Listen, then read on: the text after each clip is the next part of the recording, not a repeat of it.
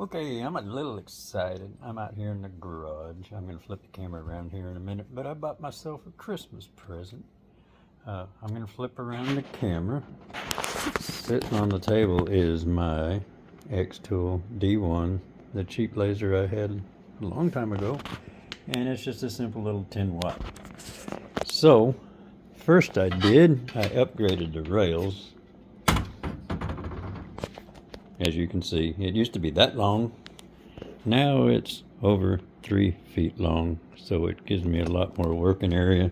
But it's still slow, but I like it because it's an open frame. So I've been contemplating, and I got me a toy.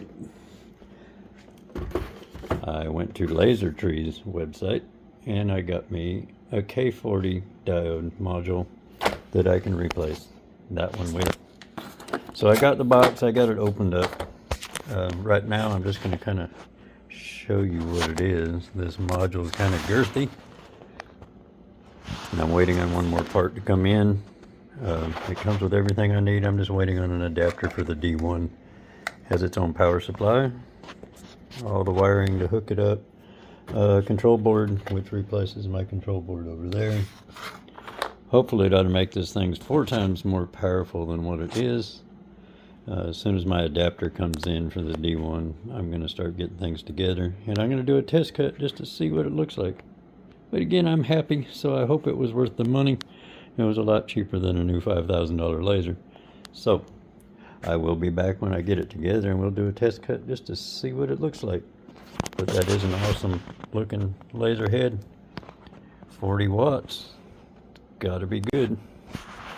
I will talk to y'all here in a little bit.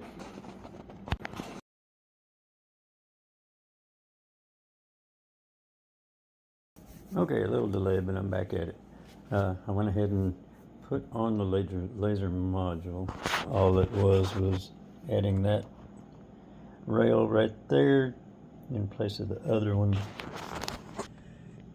And it holds on with the 2 set screws over here, and then you have your height adjustment there.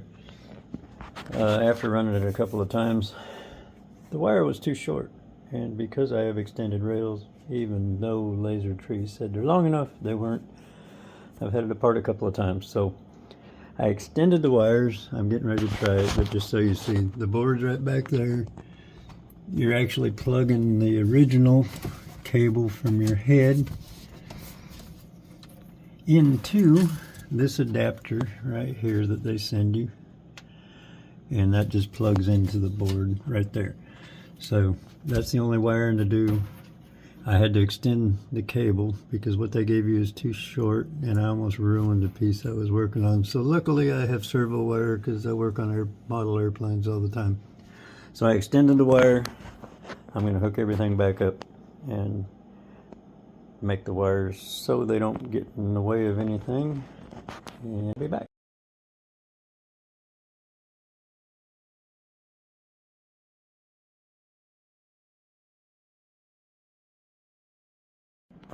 Alright, I think I finally got it all. Got the K40 in, right there. Everything's in the enclosure. After my cable madness, I got all that figured out. I've actually got my pump up top with my power supply. Hose going straight through the top, over to the top of my head. Increase the wire length. It's going across the rail and back over there to the board.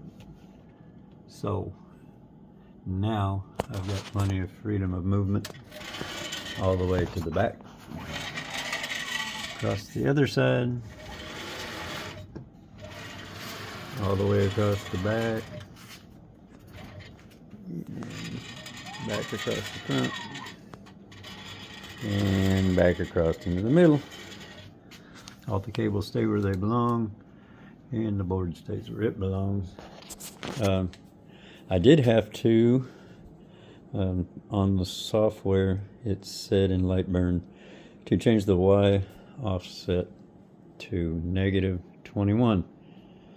I did a project, I thought it was okay, and when it came out I realized I was way off, After doing some other testing, I found out I needed to be positive 21, which made a big difference. And now I've got that dialed in. I think it's because when I extended the rails, I put the power supply and the button in the back.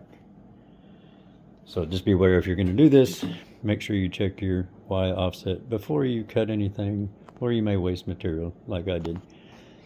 Anyway, I hope some of this helps.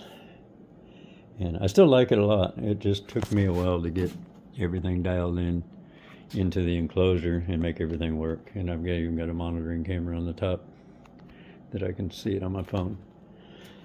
Anyway, everything's done. And I screwed up some wood, so I got to get some tomorrow to finish the project. So hopefully it'll turn out right this time. We'll talk at y'all later. Like and subscribe. I appreciate it. Alright, to the last of all of this, I told you about the Y offset. So if you're going to do this in your light burn, come up here to the top where you've got laser tools. Click on there. Go down here to device settings. And you'll come up here. See where it says enable pointer offset. Make sure your Y is set correctly. And I strongly suggest that you do a square and a burn test to make sure everything is right. Check that out and make sure you're right before you do anything. And it's just that simple. Once you change that and enable it, just go down here and click OK, and you're good to go. Alrighty, have a good one.